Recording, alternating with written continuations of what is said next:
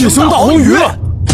ကောင်လေးလဲဝယ်လိုက်တဲ့ရေစုပ်ဆက်နဲ့ရေတွေကိုအကုန်စုပ်ထုတ်လိုက်တဲ့ခါမှာတော့ရေကန်အောက်ခြေမှာတံမိုးကြီးငါးတွေတစ်ဖြက်ဖြက်နဲ့ခုန်ပေါက်နေတာကိုမြင်လိုက်ရပါတော့တယ်။အဲ့ဒီမြင်ကွင်းကိုကြည့်ပြီးစောစောကလောင်ပြောင်နေတဲ့ဘေးကလူတွေအားလုံးပါဇက်အဟောင်းသားနဲ့အံ့ဩတကြီးဖြစ်ကုန်ကြတာပေါ့ငါးတွေကလည်းလက်ဆက်ပြီးခုန်ပေါက်နေပုံကတကယ်ကိုအားရစရာကောင်းလာပါတယ်။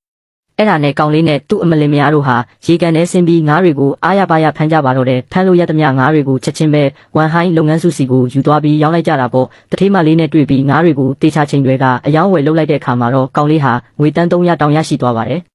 အိမ်ပြန်ရောက်တဲ့အခါမှာတော့ကောင်လေးရဲ့အမကသူ့မောင်လေးကိုအားရပါရချီးကျူးနေတော့တာပေါ့ရေကန်လေးတကန်ကနေတိမ်ပေါင်း3000တန်း300တောင်ရလိုက်တယ်ဆိုတော့တရွာလုံးကလည်းဒီသတင်းကိုဟိုးဟိုးကြော်အောင်ပြောနေကြပါတယ်ကောင်လေးရဲ့ရောက်ဖကလည်းငါခဲအိုကတော့တကယ်ကိုအစွမ်းစားရှိတာပဲဆိုပြီးညှောက်ပြောနေတယ်လို့နောက်ဆိုငါဖမ်းရတာပိုလွယ်အောင်ဆက်လက်အကောင်းစားတစ်စည်းလောက်ဝယ်ကြရအောင်လို့တောင်အကြံပေးနေပါသေးတယ်